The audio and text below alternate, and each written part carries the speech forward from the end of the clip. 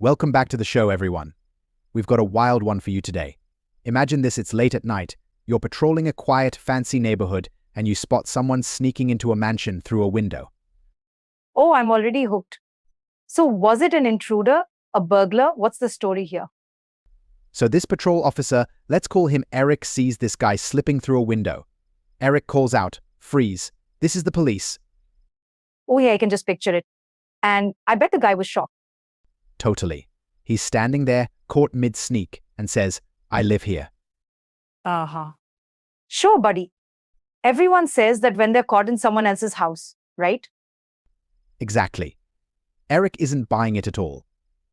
So the guy, who says his name's Matthew, tries explaining that his front door key got jammed, so he had no choice but to climb through a window. Oh, that's rich. But wait, Eric's not falling for it, is he? No way. Eric's like, that's a pretty flimsy excuse, so he arrests Matthew, takes him down to the station to sort this out.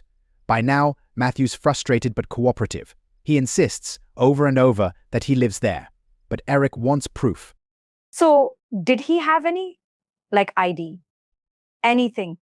Not quite yet, but here's where things get interesting. A family doctor of his, let's call him Dr. BBJ, shows up and says, "This guy's no intruder.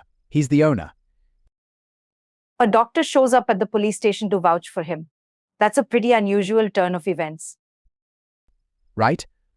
But Eric still isn't convinced. Finally, after a bit of back and forth, Matthew manages to show them the deed to the house, his name, address, the whole deal.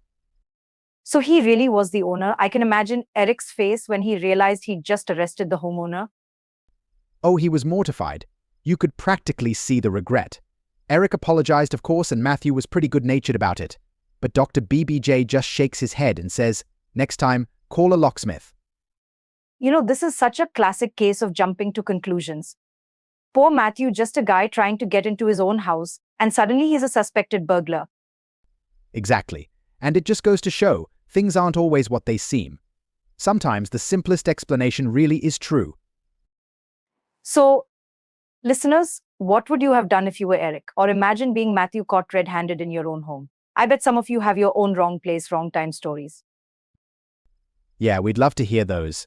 Drop us a comment or let us know in our next listener poll. And maybe next time you see something suspicious. Just remember, sometimes there's a totally normal explanation. Thanks for joining us, everyone. Tune in next week for another unexpected story. And hey, keep an open mind out there.